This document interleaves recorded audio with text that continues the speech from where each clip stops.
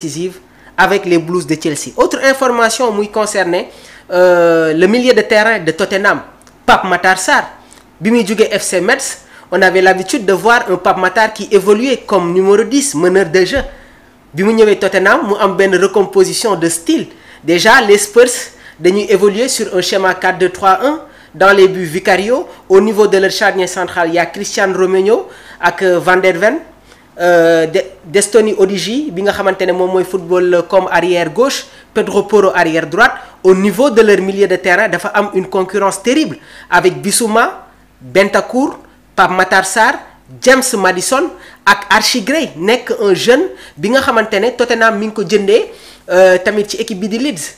Il y a un autre joueur tamit, un jeune talent bi nga xamante ne jël nañ ko sax jaay ko équipe bi di Leicester City muy Skip.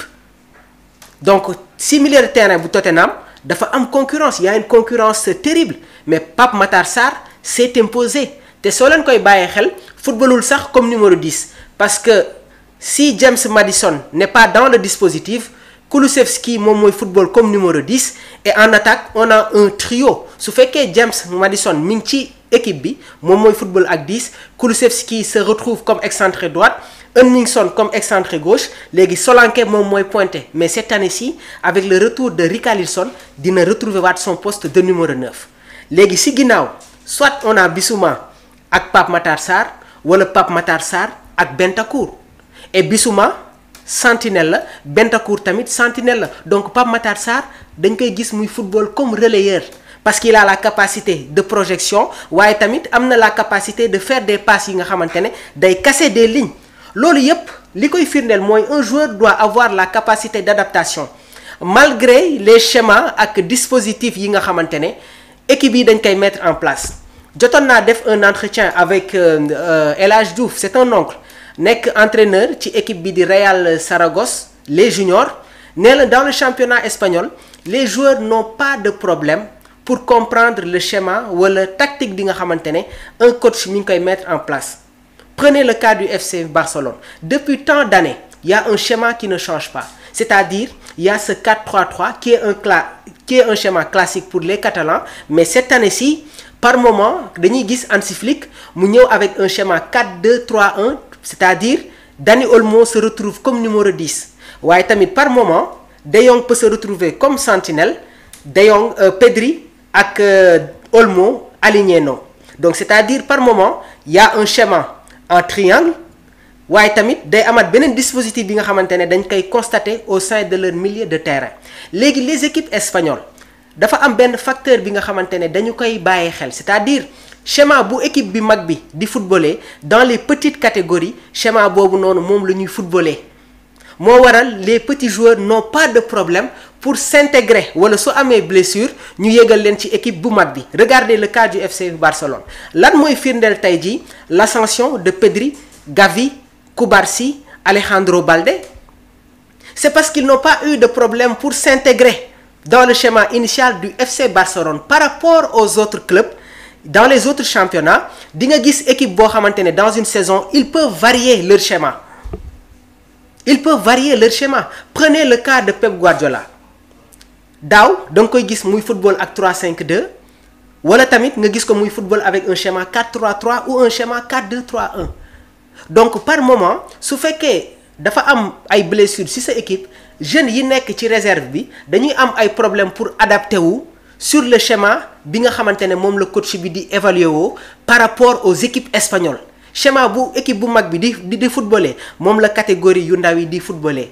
Vous pouvez revoir l'émission bi nga xamante ne def naa ko ak El Hadj Diouf nekk un coach dans le championnat espagnol moom moo ma jotoon na sax indil yile information. Donc pour wax leen ne que rek football am na fenn foo xamante ne foofu la toll. Un joueur doit avoir la capacité d'adaptation waaye tamit am un rythme très important. On va revenir avec Pape Matar Sarr qui a été élu meilleur espoir du football ouest africain lors de la première édition des CIS Awards. Organisé le 20 juin 2025 à Conakry en Guinée, Pape Matar Sarr nag moom moo jot a devancer le Guinéen Alino Aïdara dans cette catégorie. Donc à 22 ans, le milieu sénégalais a réalisé une saison pleine avec Tottenham. Pape Matar Sarr cette année-ci jot na disputé lu toll ci 55 matchs, délivré 3 passes décisives, waaye tamit remporté na la Ligue Europa sans pour autant oublier ses buts dans le championnat anglais. Sa performance initiale, sa performance en finale face à Manchester a été particulièrement saluée par voilà, les spécialistes du football. Donc moom itamit il doit être dans la continuité. Pape Matar est un excellent joueur, seetaan nañ ko fii Génération Foot bi mu demee FC Metz seetaan nañ ko. Léegi nag je pense que jeuwam dafa war a gën a am précision waaye tamit footballam dafa war a gën a dëgër parce que dans le championnat anglais il faut que nga am rythme, il faut que nga am volume de jeu. Si tu le fais pas, malgré ton talent, am na ay yenn coach yoo xamante ne sur certains matchs dañuy miser sur des joueurs yi nga xamante ne dañuy am volume de jeu. Mais Pape Matar, sur son élégance, agilité, sa capacité de réaction, sa vista, sa technicité, c'est un excellent joueur. Il doit s'imposer au sein de cette équipe des Spurs parce qu'aujourd'hui, en équipe nationale du Sénégal, qu'on le veuille ou non, il y a une concurrence terrible. Idrissa Gana Gueye, Pathé Ciss, Pape Matar Sarr, Habib Diarra, Mamadou Lamine Camara et d'autres joueurs, j'en cite. Donc il y a une concurrence énorme ci bi le milieu de terrain sans pour autant oublier le milieu de terrain du Villarreal qui me rappelle Seydou Keita, muy Pape Alassane Gueye, sur sa palette technique, son pied gauche, ses orientations sur le jeu, sa fluidité, waaye tamit sa capacité de projection.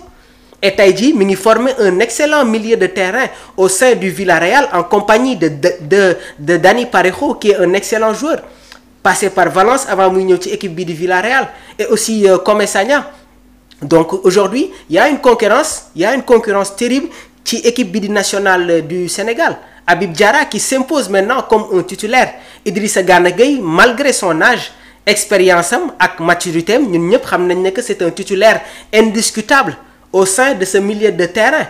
Léegi nag Pape Thiaw am na benn schéma boo xamante ne mi ngi commencer di dessiner wu mi ngi jël ferme muy le milieu de terrain ça va être composé de Pape Alassane Gueye parce que match bi ñu football contre Angleterre Pape Alassane moom moo waroon titulaire Pape Alassane Gueye moom moo waroon titulaire mais blessure am bi nekkul woon à 100% moo tax Pape Thiaw indiwaat un autre milieu de terrain composé par Habib Diarra, Idrissa Gana Gueye ak Lamine Camara. Mais quand Pape Alassane Gueye est là, c'est lui qui joue comme sentinelle. Idrissa Gana Gueye, léegi il y aura un choix entre Lamine Camara, Habib Diarra ak Pape Matar Sarr. Donc les places sont très chères en équipe nationale du Sénégal. On va toujours continuer avec l'autre information buy concerner Sa Thiès rapidement bi nga xamante ne jot na voilà conserver sa suprématie face à Zarco. Donc Sa Thiès a conservé sa suprématie face à Zarco en le battant